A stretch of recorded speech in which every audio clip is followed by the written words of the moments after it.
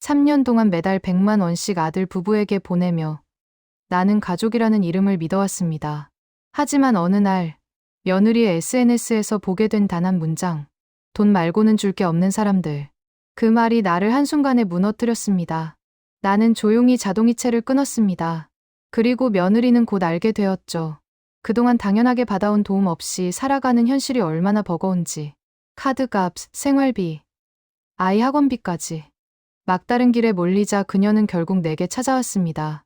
어머님, 이번 달만 좀 도와주세요. 나는 담담히 말했죠.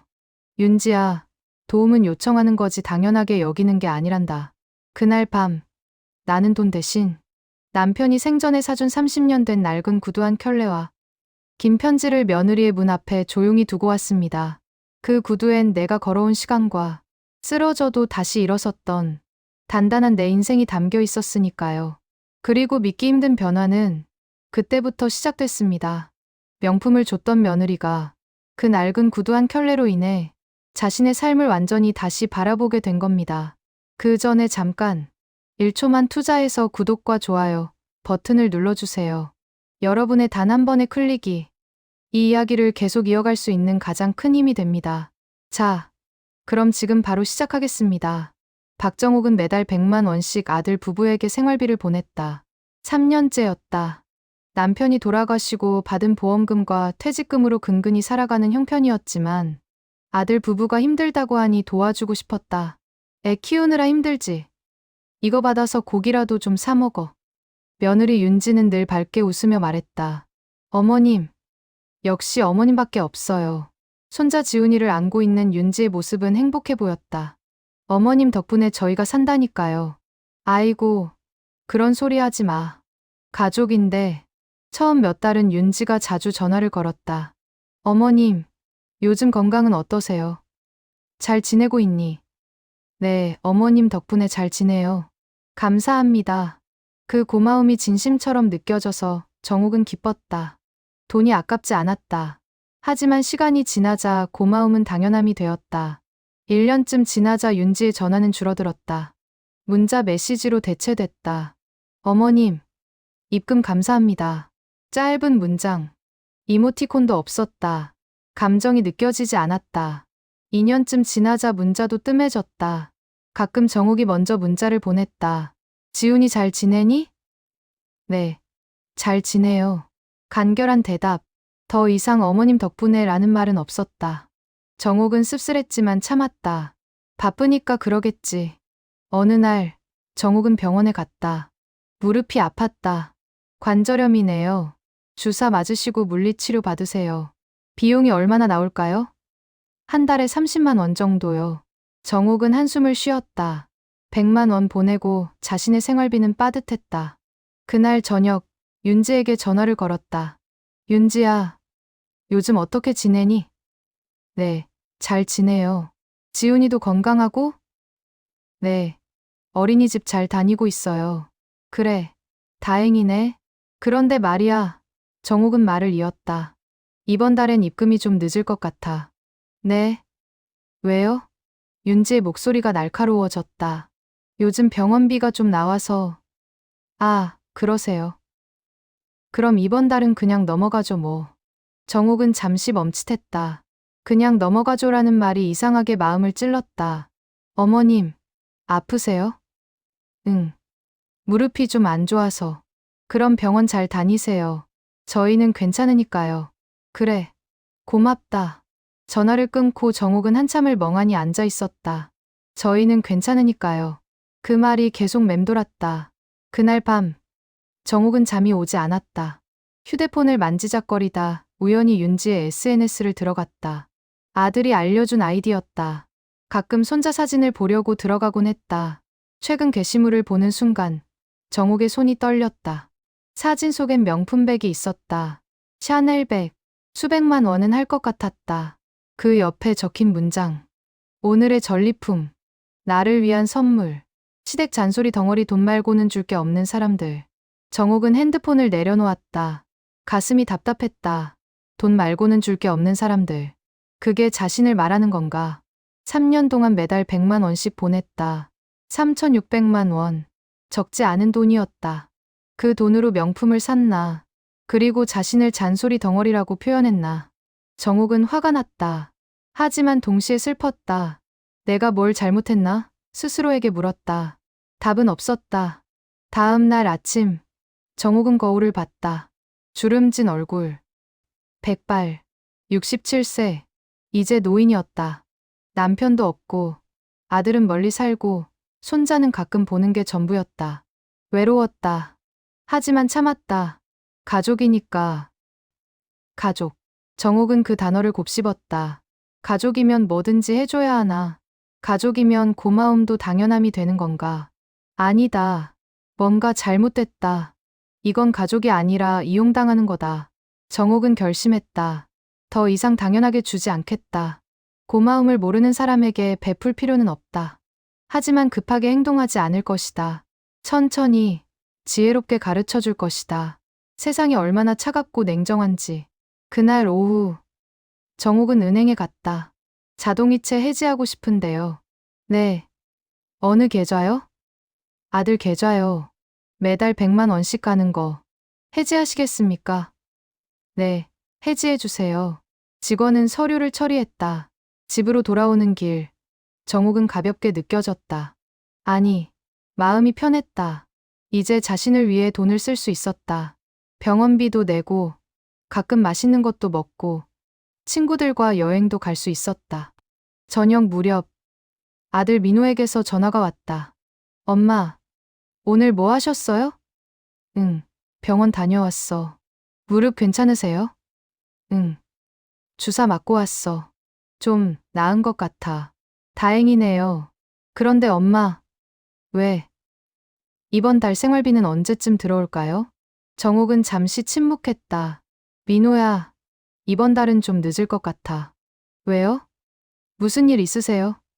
병원비가 좀 많이 나와서. 아, 그렇구나. 알겠어요. 민호는 실망한 목소리로 전화를 끊었다. 정옥은 핸드폰을 내려놓고 창밖을 바라봤다. 해가 지고 있었다. 노을이 아름다웠다. 이제 내 인생도 노을 같은 시간이구나. 하지만 포기하지 않을 것이다. 마지막까지 존중받으며 살 것이다.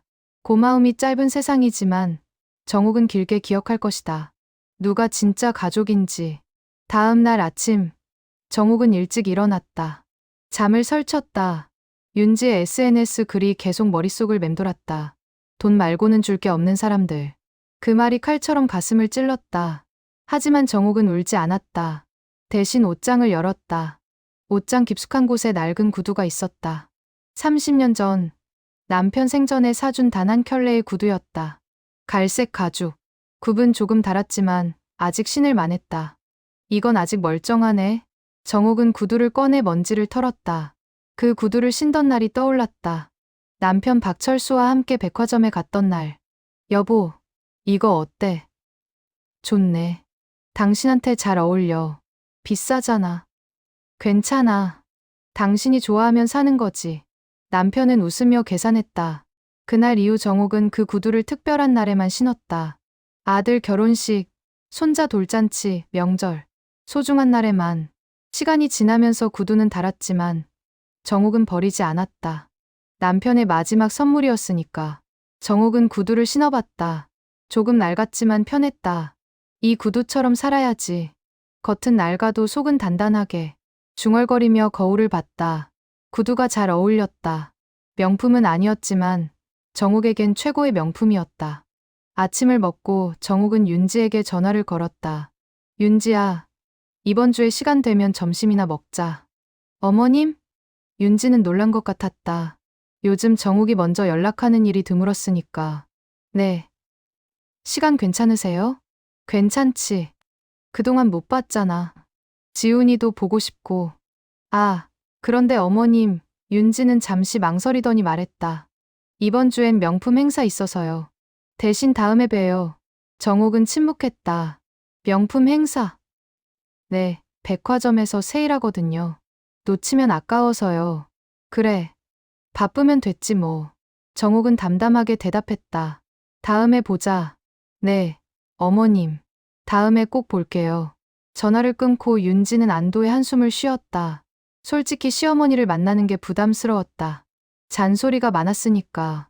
정옥은 전화를 끊고 중얼거렸다. 명품이 바쁜 세상이지. 정은 한가한 세상이고. 쓸쓸한 미소가 번졌다. 손자보다 명품이 우선이구나. 며느리에게 자신은 그저 돈 주는 사람일 뿐이구나. 그날 오후 정옥은 은행 앱을 열었다. 자동이체를 이미 해지했지만 다시 한번 확인했다. 해지됐다. 이제 아들 계좌로 돈이 자동으로 가지 않는다. 정옥은 마음이 편했다. 아니, 조금은 복수하는 기분이었다. 다음 날 정옥은 시장에 갔다. 오랜만에 장을 봤다. 그동안 아들에게 돈을 보내느라 자신은 검소하게 살았다. 하지만 이제는 달랐다. 좋아하는 과일도 사고 고기도 샀다. 돈을 쓰는 게 즐거웠다. 집에 돌아와 요리를 했다. 혼자 사는 집이지만 정성껏 차렸다. 된장찌개, 김치전, 나물, 소박하지만 맛있었다. 밥을 먹으며 정옥은 생각했다. 이렇게 나를 위해 돈을 쓰는 것도 좋구나. 며칠이 지났다. 윤지에게서 연락은 없었다. 정옥도 먼저 연락하지 않았다. 서로 연락 없이 시간이 흘렀다. 일주일, 2주일, 그리고 한 달이 지났다. 입금일이 다가왔다. 윤지는 통장을 확인했다. 아직 입금이 안 됐다. 늦네? 며칠 더 기다렸다. 여전히 입금이 없었다. 윤지는 초조해졌다. 그 100만 원이 없으면 생활이 빠듯했다. 카드값도 내야 하고 지훈이 학원비도 내야 했다. 결국 윤지는 전화를 걸었다. 어머님, 이번 달 입금 안 되셨던데요? 응, 내가 요즘 좀 사정이 있어서. 정옥은 담담하게 대답했다. 사정이요? 응, 병원비도 나가고 생활비도 늘었어. 아, 그런가요? 알겠어요. 윤지는 실망한 목소리로 대답했다. 겉으론 침착했지만 속으론 짜증이 났다. 병원비 핑계 대면서 왜 안 보내주는 거야? 시어머니면 당연히 줘야 하는 거 아니야? 전화를 끊고 윤지는 한숨을 쉬었다. 남편 민호에게 말했다. 어머님이 이번 달 돈 안 보내신대. 왜? 병원비가 많이 나왔다고. 그럼 어쩔 수 없지. 민호는 무심하게 대답했다. 그래도 우리 힘들잖아. 어머니한테 더 얘기해봐. 내가 뭐라고 얘기해. 엄마도 형편이 어려우신데. 형편이 어려우면 왜 우리 도와주겠다고 했어. 윤지의 목소리가 높아졌다. 민호는 아무 말도 하지 않았다. 그날 저녁, 민호는 어머니에게 전화했다. 엄마, 윤지가 요즘 스트레스가 많대. 애도 키우고, 카드값도 있고. 그래서 정옥의 목소리는 차가웠다. 생활비 좀 당분간만 더 주시면 안 될까? 민호야, 내 와이프 카드값은 왜 엄마가 메꿔야 하니? 정옥은 직설적으로 물었다. 아들은 말이 없었다. 엄마도 살아야지. 내 노후도 준비해야 하고. 알겠어요, 엄마. 민호는 전화를 끊었다. 정옥은 조용히 웃었다. 그래, 이번엔 내가 배우게 해줘야겠구나. 구두를 바라봤다. 30년 전 구두. 낡았지만 단단한 구두.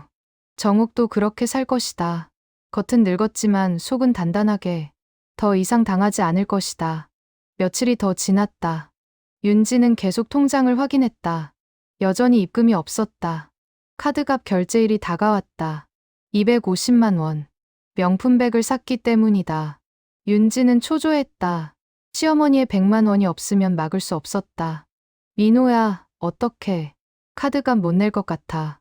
우리 적금 깨자. 그건 집 살 돈인데.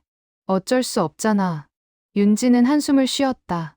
시어머니를 원망했다. 왜 갑자기 안 보내주는 거야? 그날 저녁, 윤지는 시어머니에게 다시 전화를 걸었다. 어머님, 저 좀 여쭤볼 게 있어요. 응, 말해봐. 이번 달만 좀 도와주시면 안 될까요? 저희가 정말 급해서요. 급한 일이 뭔데? 카드값이 좀 많이 나왔어요. 얼마나? 250만 원이요. 정옥은 침묵했다. 그게 다 뭐에 쓴 돈이니? 생활비요. 윤지는 거짓말을 했다. 하지만 정옥은 이미 알고 있었다. 명품백을 샀다는 걸. 윤지야, 나도 내 형편이 어려워. 미안하지만 이번엔 도와줄 수 없어. 어머님, 윤지의 목소리가 높아졌다. 저희 정말 힘들어요. 나도 힘들어. 병원비에 생활비에. 나도 살아야지. 전화를 끊고 윤지는 화가 났다. 시어머니가 너무 심하잖아. 우리 죽으라는 거야? 민호는 아무 말도 하지 않았다. 사실 민호도 어머니 편이었다. 3년 동안 3,600만 원을 받았는데 그걸 당연하게 여긴 아내가 잘못이라고 생각했다. 다음 날 윤지는 친구들을 만났다. 요즘 시어머니 때문에 스트레스 받아 죽겠어. 왜? 갑자기 생활비 지원 끊으셨어. 너무 치사하지 않아? 친구 미라가 물었다. 그분이 얼마나 도와주셨는데. 3년 동안 매달 100만 원씩. 그럼 3,600만 원이네? 응. 그 정도면 엄청 많이 도와주신 거 아냐? 미라가 말했다. 그래도 시어머니라면 계속 줘야 하는 거 아닌가? 윤지는 불만스럽게 말했다. 너 너무 당연하게 생각하는 거 아니야? 다른 친구 지수도 거들었다. 그분도 노후 준비하셔야 하잖아. 자식한테 다 줄 순 없대. 그래도 윤지는 말을 잇지 못했다. 친구들의 말이 맞는 것 같았다. 너 혹시 그 돈으로 명품 산 거 아니야? 미라가 예리하게 물었다. 윤지는 얼굴이 빨개졌다. 아니야. 거짓말. SNS에 올렸잖아. 샤넬백. 그건 시어머니 돈으로 명품 사놓고 더 달라고 하면 어떡해. 윤지는 입을 다물었다. 친구들의 말이 가슴에 꽂혔다. 집에 돌아오는 길, 윤지는 생각에 잠겼다. 내가 너무 당연하게 생각한 걸까? 하지만 인정하기 싫었다. 시어머니가 잘못했다고 생각하고 싶었다. 집 앞에 도착했을 때 문 앞에 작은 봉투 하나가 있었다. 윤지에게 정욱 시어머니의 글씨였다. 윤지는 봉투를 열었다. 안엔 편지와 오래된 영수증 한 장이 있었다. 윤지에게 이 구두 내 시아버지가 마지막으로 사준 거야. 30년 전이지. 그때 이 구두가 20만 원이었어. 지금으로 치면 50만 원쯤 되려나. 비싼 구두였지. 하지만 남편은 기꺼이 사줬어. 나를 사랑했으니까. 이 구두를 신고 널 처음 만나러 갔어. 너랑 민호가 결혼한다고 소개받던 날. 너는 참 예쁘게 웃어줬지. 그때 난 생각했어. 좋은 며느리를 만났구나. 행복하겠구나. 하지만 시간이 지나면서 알았어.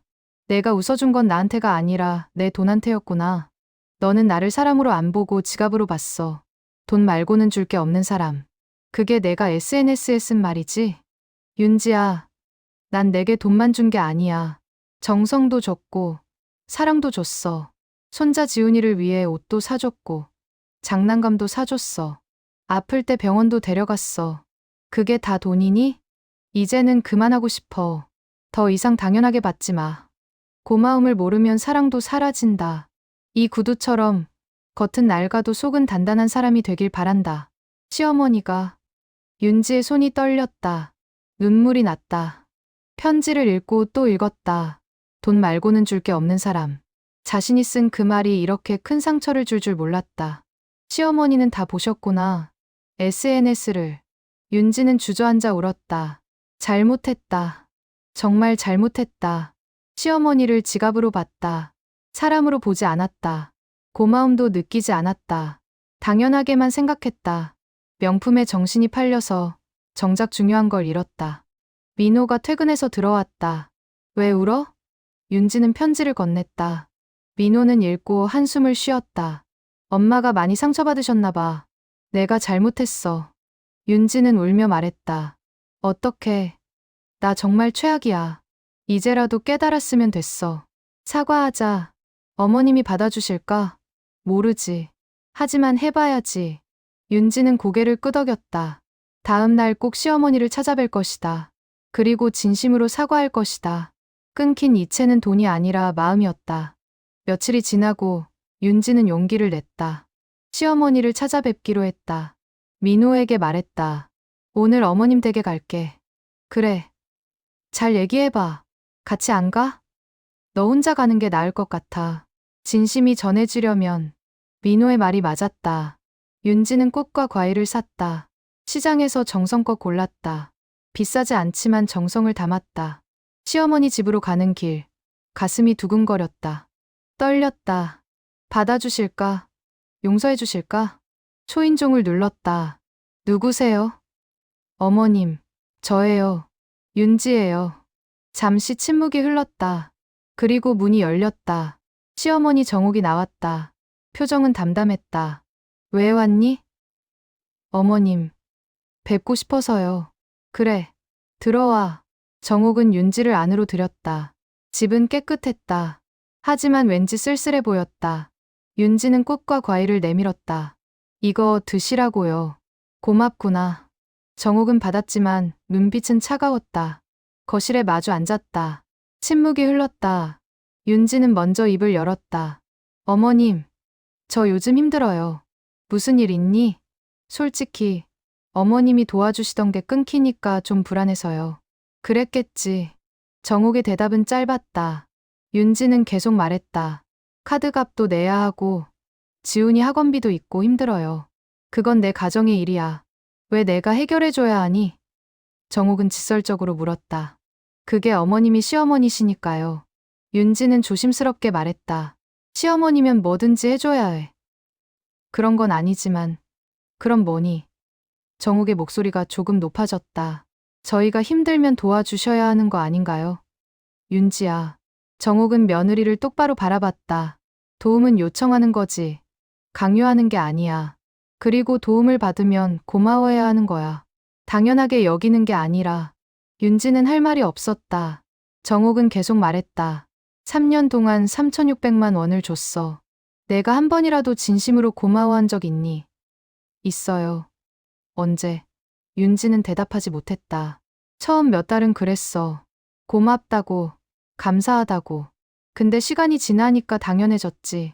전화도 안 하고, 문자도 안 하고, SNS에는 나를 욕하고.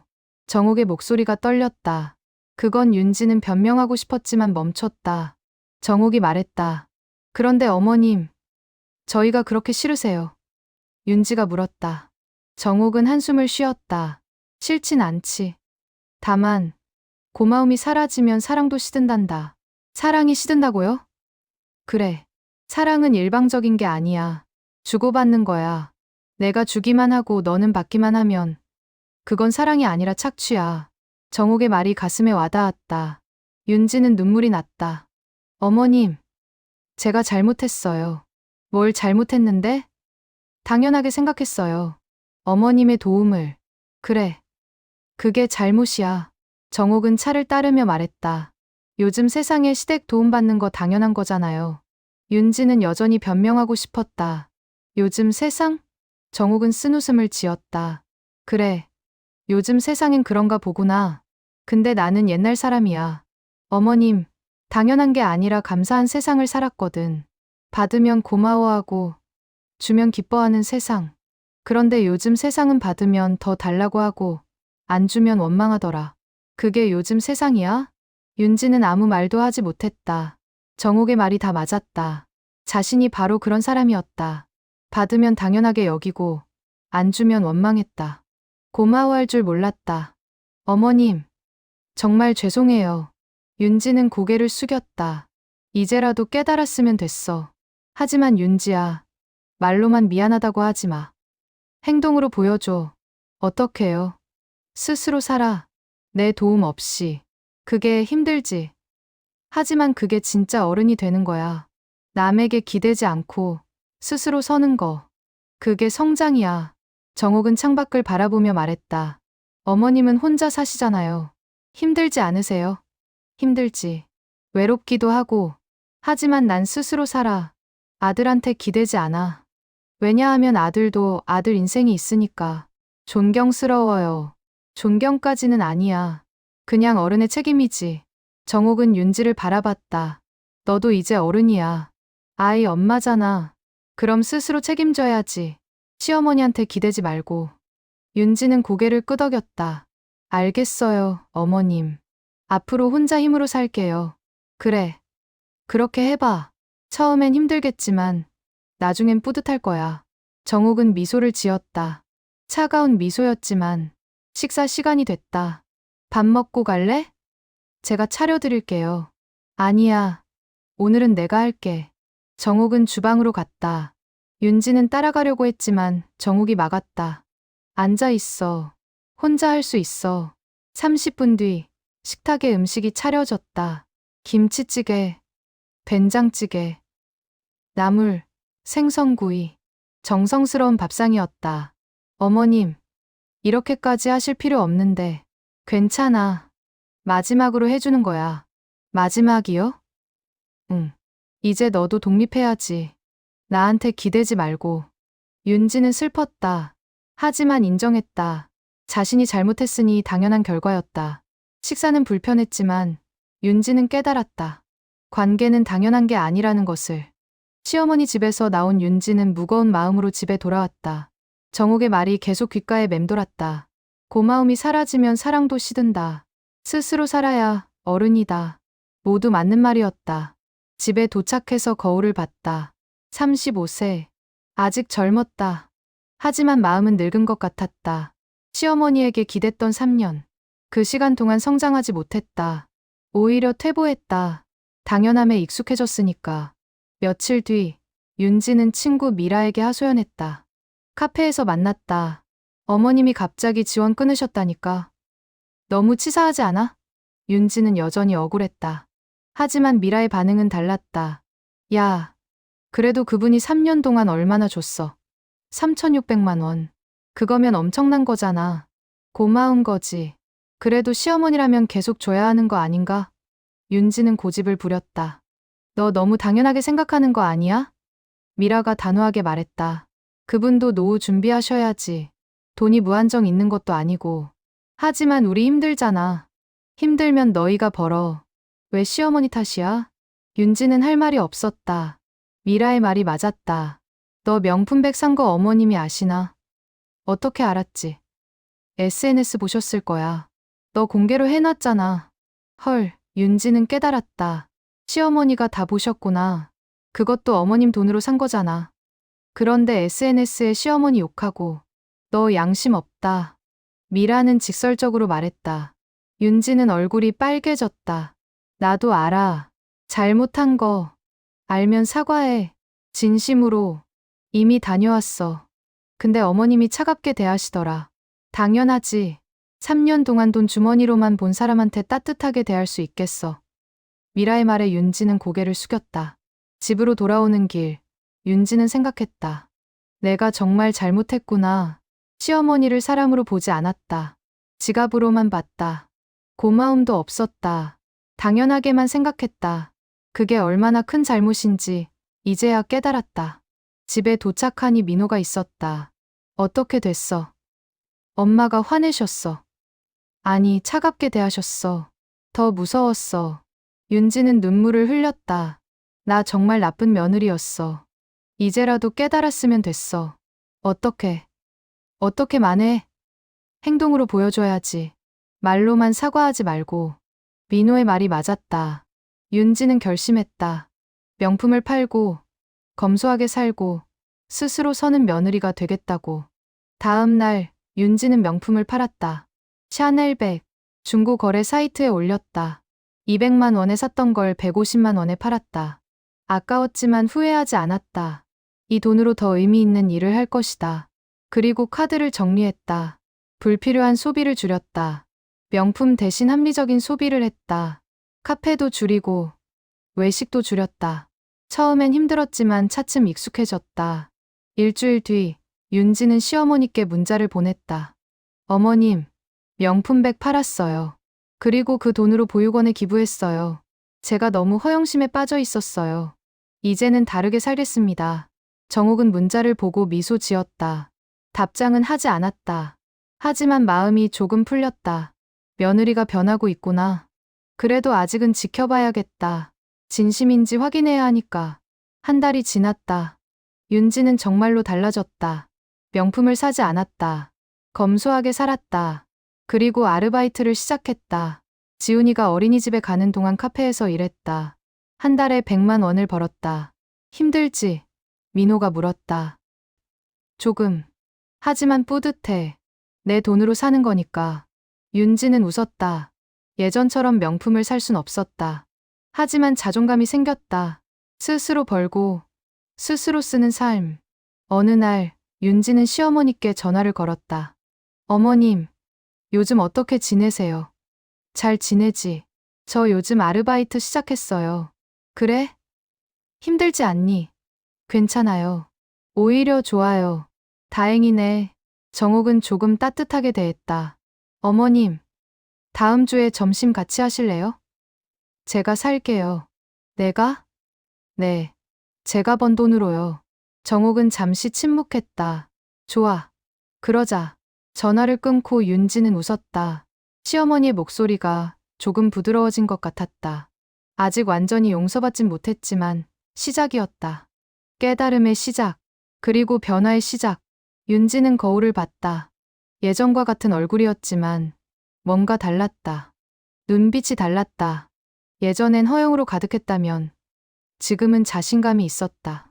스스로 서는 사람의 자신감. 그날 밤 윤지는 일기를 썼다. 오늘부터 새로운 내가 되겠다. 명품보다 사람이 먼저인 며느리. 당연함이 아니라 감사함을 아는 사람. 그렇게 살겠다. 결심은 행동이 되었고 행동은 변화가 되었다. 한 달 후 윤지는 시어머니와 점심 약속을 했다. 자신이 일하는 카페 근처 식당으로 모셨다. 정옥이 도착했을 때 윤지는 이미 자리에 앉아 기다리고 있었다. 어머님, 여기요. 윤지가 반갑게 손을 흔들었다. 오랜만이네. 정옥은 자리에 앉았다. 윤지의 얼굴을 봤다. 화장이 옅었다. 예전처럼 진하지 않았다. 옷도 소박했다. 명품 로고가 없었다. 많이 달라졌네. 네, 내 모습이. 아, 요즘 검소하게 살려고요. 윤지는 웃었다. 명품 다 팔았어요. 그리고 아르바이트 시작했어요. 힘들지 않니? 처음엔 힘들었어요. 근데 이제 익숙해졌어요. 오히려 좋아요. 음식이 나왔다. 정옥은 음식을 먹으며 물었다. 보육원에 기부했다며? 네, 150만 원이요. 명품백 판 돈이. 그 돈 아깝지 않았어. 아까웠어요. 솔직히. 근데 기부하고 나니까 뿌듯하더라고요. 그래. 그게 진짜 명품이야. 정옥은 미소를 지었다. 명품. 응. 진짜 명품은 브랜드가 아니라 마음이야. 내가 기부한 그 돈이 누군가에게 도움이 됐을 거야. 그게 진짜 가치 있는 거지. 윤지는 고개를 끄덕였다. 어머님 말씀이 맞아요. 명품백을 샀을 땐 순간적으로 기뻤어요. 근데 오래가지 않았어요. 금방 또 다른 걸 사고 싶어졌어요. 하지만 기부하고 나니까 마음이 오래 따뜻하더라고요. 그게 차이야. 정옥은 윤지의 손을 잡았다. 물질은 순간적인 기쁨을 주지만 베품은 지속적인 행복을 줘. 깨달았어요, 어머님. 윤지는 눈물이 났다. 너무 늦게 깨달았지만 늦지 않았어. 이제라도 알았으면 된 거야. 정옥은 휴지를 건넸다. 울지 마. 오늘은 좋은 날이잖아. 어머님, 정말 죄송했어요. 그동안 너무 철없었어요. 알아. 근데 이제 달라졌잖아. 식사를 마치고 윤지가 계산했다. 자신이 번 돈으로. 제가 살게요, 어머님. 고맙다. 정옥은 윤지의 정성을 받았다. 돈이 많지 않았지만 진심이 느껴졌다. 밖으로 나오며 정옥이 말했다. 윤지야, 우리 잠깐 산책할까? 좋아요. 두 사람은 공원을 걸었다. 가을이었다. 낙엽이 떨어지고 있었다. 계절이 변하네. 네. 정말 빨라요. 사람도 변해야 해. 계절처럼. 정옥이 말했다. 고집만 부리면 안 돼. 때로는 변화가 필요해. 어머님 말씀 덕분에 저 변했어요. 아니야. 내가 스스로 변한 거야. 나는 계기만 준 거고. 공원 벤치에 앉았다. 정옥은 가방에서 낡은 구두를 꺼냈다. 이거 기억나니? 그 구두. 윤지는 편지에서 본 구두였다. 시아버지가 사주신 거죠. 맞아. 30년 전 구두야. 아직도 가지고 계셨어요? 응. 버릴 수가 없더라. 정옥은 구두를 쓰다듬었다. 이 구두는 내 인생이야. 사랑받았던 기억, 힘들었던 시간, 모든 게 담겨 있어. 소중하시겠어요. 소중하지. 근데 말이야. 정옥은 윤지를 바라봤다. 이제 이 구두를 내게 주려고. 네. 윤지는 놀랐다. 왜요? 이렇게 소중한 걸. 내가 이제 이 구두를 신을 자격이 생겼어. 자격이요? 응. 이 구두는 단단함을 상징해. 겉은 낡아도 속은 튼튼하지. 너도 이제 그런 사람이 됐어. 겉은 화려하지 않아도 속은 단단한 사람. 정옥은 구두를 윤지에게 건넸다. 윤지는 구두를 받으며 울었다. 어머님, 이거 신으면 마음이 단단해질 거야. 정말요?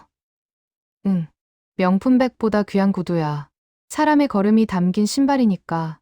윤지는 구두를 품에 안았다. 어머님, 고맙습니다. 천만에. 이제 너도 이 구두처럼 살아. 화려하지 않아도 단단하게. 명품 로고가 없어도 가치 있게. 그렇게 살게요. 윤지는 다짐했다. 두 사람은 다시 걸었다. 바람이 불었다. 시원했다. 정옥은 며느리를 바라봤다. 달라진 모습, 진심이 느껴졌다. 이 아이가 정말 변했구나. 마음이 따뜻해졌다. 윤지야, 너 이제 진짜 어른이야. 어른이요? 응. 스스로 서는 사람이 진짜 어른이야. 남에게 기대지 않고 자기 책임을 다하는 사람. 어머님 덕분이에요. 아니야. 내 노력이야. 집으로 돌아가는 길. 윤지는 구두를 소중히 안고 갔다. 이 구두는 명품이 아니었다. 브랜드도 없었다. 하지만 세상에서 가장 귀한 신발이었다. 시어머니의 인생과 사랑이 담긴 신발. 집에 도착해서 윤지는 구두를 선반에 올려놓았다. 매일 볼 수 있는 곳에. 그리고 다짐했다. 이 구두를 보며 초심을 잃지 않겠다고. 명품보다 사람이 먼저라는 걸 기억하겠다고.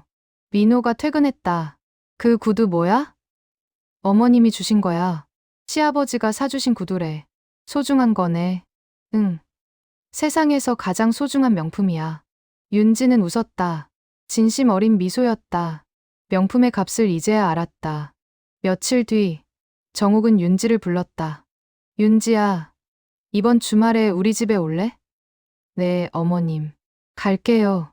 윤지는 반가웠다. 시어머니가 먼저 부른 건 오랜만이었다. 뭔가 달라지고 있다는 느낌이 들었다. 주말, 윤지는 지훈이를 데리고 시어머니 집에 갔다. 민호도 함께였다. 할머니, 지훈이가 뛰어갔다. 어머님, 안녕하세요. 윤지와 민호가 인사했다. 어서 와라.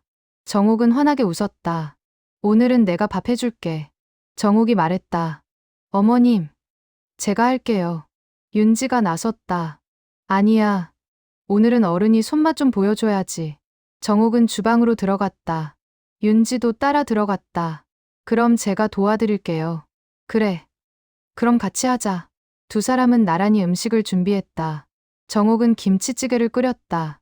윤지는 나물을 무쳤다. 오랜만에 함께하는 시간이었다. 어머님, 찌개 정말 맛있는 냄새 나요. 그래? 내가 좋아하는 김치찌개야. 기억하고 계셨어요? 당연하지. 며느리가 좋아하는 거 기억해야지. 정욱은 웃었다. 윤지는 뭉클했다.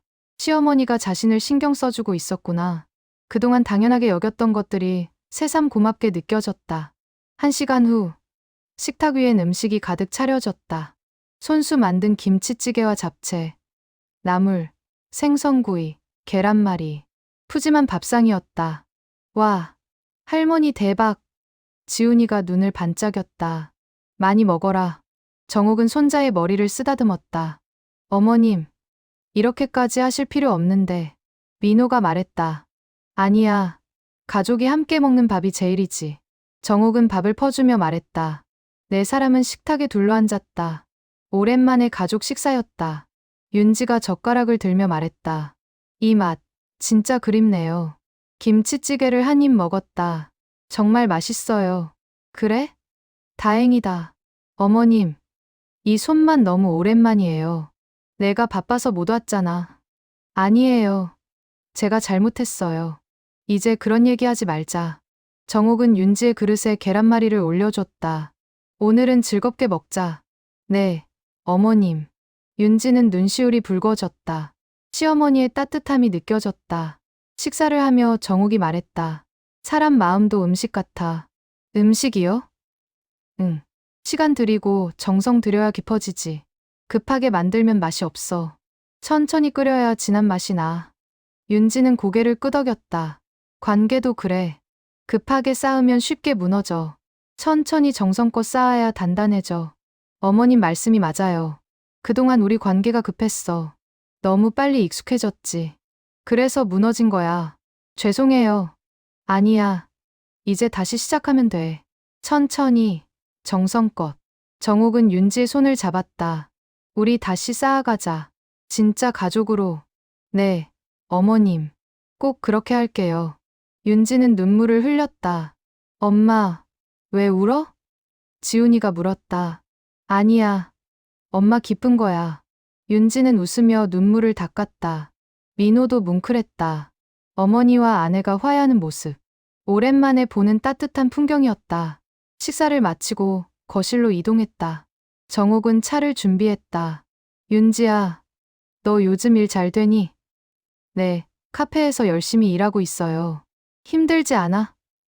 힘들긴 한데, 보람 있어요. 그래, 스스로 버는 게 제일 뿌듯한 거야. 어머님 말씀대로예요. 예전엔 몰랐는데, 이제는 알겠어요. 뭘? 내 힘으로 사는 게 얼마나 자유로운지. 윤지는 웃었다. 자유? 네. 누구한테 기대지 않으니까 눈치 안 봐도 되고, 내 마음대로 쓸 수 있고, 물론 돈은 적지만 마음은 더 편해요. 잘 깨달았네. 정옥은 만족스러웠다. 지훈이가 할머니에게 다가왔다. 할머니, 나도 할머니처럼 될 거야. 뭐가 되려고? 착한 사람. 그래. 착하게 커라. 정옥은 손자를 안았다. 따뜻한 시간이었다. 저녁이 되자 윤지 가족은 집에 돌아갔다. 어머님, 오늘 정말 감사했어요. 아니야. 나도 즐거웠어. 자주 오너라. 네. 자주 올게요. 윤지는 시어머니를 꼭 안았다. 어머님, 사랑해요. 나도 사랑한다. 정옥은 며느리를 토닥였다. 진심이었다. 관계가 회복되고 있었다. 화해의 밥상은 단순한 식사가 아니었다. 마음을 나누는 시간이었다. 사랑을 확인하는 시간이었다. 집으로 가는 차 안에서 민호가 말했다. 윤지야, 정말 많이 변했어. 그래? 응.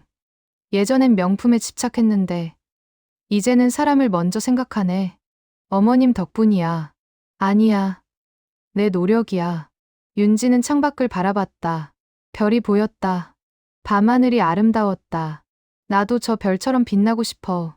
거칠애가 아니라 진짜로. 다짐했다. 명품보다 사람이 먼저인 며느리로 살겠다고. 화해의 밥상은 새로운 시작이었다. 며칠 뒤, 정옥은 백화점에 갔다. 오랜만에 쇼핑을 했다. 구두 매장에 들렀다. 여러 구두를 둘러봤다. 그리고 마음에 드는 걸 하나 골랐다. 검은색 가죽 구두. 편하고 단단해 보였다. 이거 주세요. 좋은 선택이세요. 포장해 드릴까요? 네. 정옥은 구두를 샀다. 20만 원. 비싸지 않았지만 좋은 구두였다. 집으로 돌아와 새 구두를 신어봤다. 잘 맞았다. 편했다. 이제 오래된 구두는 윤지에게 주기로 했지. 정옥은 30년 된 구두를 꺼냈다. 먼지를 닦고 광을 냈다. 여전히 멀쩡했다. 이 구두엔 추억이 담겨 있었다. 남편과의 추억, 아들을 키운 추억, 며느리를 처음 만난 추억. 이제 이 구두는 윤지가 이어받아야 해. 정옥은 구두를 예쁘게 포장했다. 그리고 윤지에게 전화를 걸었다. 윤지야, 시간 되면 잠깐 올래? 네, 어머님. 지금 갈게요. 1시간 뒤 윤지가 도착했다. 어머님, 부르셨어요? 응, 줄 게 있어서. 정옥은 포장된 상자를 꺼냈다. 이거 내 거야. 뭐예요? 윤지는 상자를 열었다. 그 안에 낡은 구두가 있었다. 이건 내가 30년 동안 신었던 구두야. 어머님이 아끼시던 거잖아요. 제가 받을 수 없어요. 받아야 해. 정옥은 단호하게 말했다. 이제 이 구두는 내 거야. 왜요? 너한테 물려주고 싶어서. 이거 신으면 마음이 단단해질 거야. 단단해진다고요? 응. 이 구두는 많은 길을 걸었어. 힘든 길도 있었고, 행복한 길도 있었지. 그 모든 경험이 담겨 있어. 윤지는 구두를 만졌다. 낡았지만 따뜻했다. 명품백보다 귀한 구두야. 명품보다요? 응. 진짜 명품은 브랜드가 아니라 이야기야. 이 구두엔 우리 가족의 이야기가 담겨 있어. 사랑, 고통, 화해, 모든 게 다. 윤지는 눈물이 났다. 사람의 걸음이 담긴 신발이니까. 어머님 윤지는 구두를 품에 안고 울었다. 어머님, 고맙습니다. 천만에. 이제 너도 이 구두처럼 살아. 화려하지 않아도 단단하게. 그렇게 살게요. 꼭. 윤지는 다짐했다. 앞으로 명품보다 사람이 먼저인 며느리 될게요. 알아. 너 이미 변했어. 내가 다 봤어. 정옥은 며느리의 어깨를 토닥였다. 사랑은 주는 거지만 이용당하면 끝이야. 정옥이 말했다. 그걸 이제 알았으니 넌 이제 진짜 어른이야. 어른이요? 응. 책임질 줄 아는 사람이 어른이야. 남 탓하지 않고 스스로 서는 사람. 어머님 덕분에 배웠어요. 아니야. 내가 스스로 깨달은 거야. 나는 계기만 줬을 뿐이야. 정옥은 웃었다. 며느리가 진심으로 변했다는 걸 알 수 있었다. 더 이상 명품에 집착하지 않았다. 사람을 먼저 생각했다. 어머님, 이제 다시 저희 도와주실 거예요? 윤지가 조심스럽게 물었다. 도와준다는 게 뭔데? 생활비요. 아니, 정옥은 단호했다. 왜요? 너희가 스스로 서야 해. 하지만, 윤지야, 도움은 일시적이어야 해. 계속 의지하면 성장하지 못해. 너도 이제 알잖아. 알아요. 윤지는 고개를 끄덕였다. 스스로 사는 게 더 자유롭다는 거. 그래. 그걸 알았으면 됐어. 앞으로 너희가 힘들면 조언은 해줄게. 하지만 돈은 안 줄 거야. 그게 진짜 사랑이야. 알겠어요, 어머님. 윤지는 이해했다. 시어머니의 사랑이 무엇인지. 며칠 뒤, 윤지는 그 구두를 신고 나갔다. 아르바이트 가는 길에 구두가 편했다. 발에 잘 맞았다. 마치 원래 자신의 것이었던 것처럼. 걸으며 생각했다. 이 구두처럼 살아야지. 단단하게. 카페에 도착해서 일을 시작했다. 손님들에게 커피를 내렸다. 웃으며 대했다. 예전엔 이 일이 초라하게 느껴졌다. 하지만 이제는 자랑스러웠다. 내 힘으로 버는 돈. 그게 진짜 명품이었다. 퇴근 후 집에 돌아왔다. 민호와 지훈이가 있었다. 엄마, 지훈이가 달려왔다. 우리 아들, 잘 있었어. 응. 아빠랑 놀았어. 그래? 재밌었니? 응. 저녁을 준비하며 윤지는 생각했다. 행복하다. 명품은 없었다. 돈도 많지 않았다. 하지만 가족이 있었다. 시어머니와의 관계도 회복됐다. 그게 진짜 행복이었다. 그날 밤, 윤지는 구두를 닦았다. 정성껏. 이 구두는 이제 자신의 이야기를 담을 것이다. 시어머니의 이야기에 자신의 이야기를 더해. 그리고 언젠가 딸이 생기면 물려줄 것이다. 창밖을 보니 하늘에서 햇살이 비쳤다. 밤인데도 달빛이 밝았다. 정옥도 창밖을 바라보고 있었다. 다른 집에서, 하지만 같은 하늘을 보며 윤지가 잘 자라줬구나. 미소가 번졌다. 정옥은 낡은 구두를 버리지 않았다. 새 구두를 신었지만 옛 구두도 소중히 보관했다. 그건 그녀가 살아온 인생이자 가장 값진 명품이었기 때문이다. 브랜드가 아니라 이야기가 명품을 만든다는 걸 정옥은 알고 있었다. 며느리의 명품은 사라졌다. 대신 시어머니의 구두가 남았다. 그리고 그 구두는 대대로 이어질 것이다. 명품 로고가 아니라 사랑의 이야기와 함께. 그렇게 진짜 명품은 만들어진다.